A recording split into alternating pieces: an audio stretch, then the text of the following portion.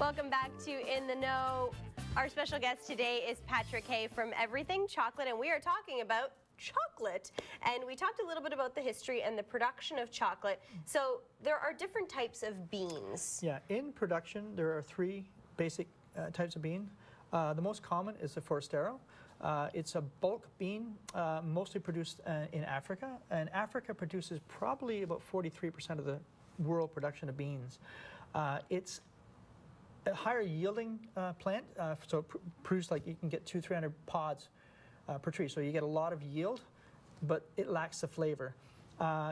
In between that, you get a Trinitario, which basically developed, it's a Criollo hybrid, started out in Trinidad. It's, again, lower yielding plant, cross between a Forastero and a Criollo.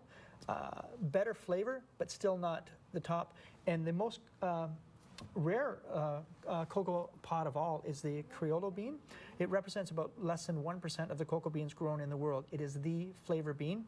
So if companies are introducing that onto their label or into their chocolate, they usually want to know it. They'll have that on the label, the type of bean they're using. And this is the, what is this type of bean? These are just regular Forastero beans. Okay. These are produced out of Africa. These come from the Principal Islands, a company called Claudio Corallo. Okay, and as you'll notice on there, it is that's the whole roasted bean, and it's got the thin membrane on the outside. If that's broken down, like say, and you were saying that if you if you just squeeze that down, it'll crunch up. They're dried and roasted, and that's when you're going to get your cocoa nibs from. Oh, just like that. And I say most people, it's becoming more common now that people are actually eating the raw beans for the benefits from it. We'll discuss that later. And is that very bitter? Well, there's Should no I sugar. be tasting yes, that? you can taste it. Most people haven't had. It's just pure raw chocolate. It's like a coffee bean. Same idea. Coffee beans are roasted as well. The same process that goes through the fermentation, the roasting, brings I you don't chocolate. mind that. It's very good for you. There you go. All right. So this is the most common type of bean. Yeah, the Forastero, like I say, you'll find it most manufacturers are going to use Forastero beans. It's just readily available, and the price point is a lot cheaper. Okay, so that's what I was going to say. The different type of bean obviously changes the price of the chocolate. You can look at Forasteros for a ton on the market about $1,900, where something like a Criollo will go for like $6,000 or $7,000 per ton. Wow. And it is a commodity. It's traded on the market, so it is becoming. You probably notice it more and more. That's becoming. In the news, the availability is becoming, as they start cutting things down, there's talk about cocoa in the future going, skyrocketing. So if you want to invest in cocoa beans, it might be the way to go. So these three types of beans, where are they most commonly grown? Most commonly, say, Africa producing the bulk beans. The other smaller one, the Criollo beans, you're going to find in some smaller islands, Madagascar, Venezuela, the little islands off the coast of that. Chiao is probably one of the most famous islands. You can only get to it by boat, but it produces some of the finest cocoa beans in the world. And there's a company called Amadei who have the rights to that bean right now. That they have to sort of bid for it every year. It produces a very, very small crop. It's only, I think, the one plantation that's doing it. So that in itself makes it harder to come by and drives the price up. Those who've had an opportunity to try pure Criollo beans, you will notice a difference. I mean, the flavor's there if it's handled properly.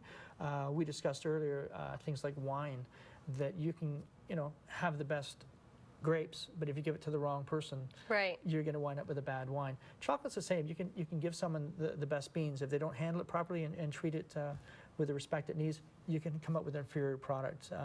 And unfortunately, I mean, there are a lot of bad products out there on the market. What we try to do is try to differentiate between good and bad. And everything has its place. For a lot of people, price point is important, so they want something that's decent, but at a certain price point. So where that comes in is into the blending of the beans. What they'll do is they'll take a more expensive Criollo bean, blend it with a Forastero, so you get a really nice taste, but the cost isn't. Right, you're getting a mix. Yeah. Okay. And are the different types of beans grown the same way in the pod? And it's all, and actually where they're grown too, like some are grown in full sun, but say cocoa beans only grow about 10 degrees north or south of the equator, so it's a very limited range that they can grow in. They have to be rainforest canopies, a lot of shade, a lot of moisture. There's a whole misconception about organic chocolate. Technically, most organic can almost be classified as that because they're very susceptible to any flavors that you might draw. When we talk later on about single origin chocolate, you'll start noticing the little nuances. So if you're adding a lot of pesticides to it, you'll notice that in your chocolate. They do pick up anything that's in the area. If there's mangoes, tobacco, all those things will find their way into the flavor of that chocolate. Okay, so single origin chocolate, what does that mean? Single origin chocolate, that means that all the beans are coming from one single region or one single plantation. We mentioned on here the Cluzel, it's out of France, but it's a Madagascar, or it's a New Guinea chocolate. Okay. Where the beans are coming from. The Maralumi is actually the plantation. So we know, if you're sort of looking where that chocolate's coming from, if you know that region, what they're known for, if you've tried the beans from there before, or Madagascar, right. or then you could say, hey, I like that region. People that like wine from a certain part of, let's say France or Italy, say, I know the region, right. and I want from that area. And it becomes very specific. That's why they're starting to label where it's from, the region. So it is very much like a wine label, where you're knowing if you're getting a Bordeaux, what you know where it's from. There's a company called Pralou out of France, and on theirs they actually put the latitude, longitude, and the type of bean. So people, they get that specific because the growing regions make a difference. People that are into coffee, same idea.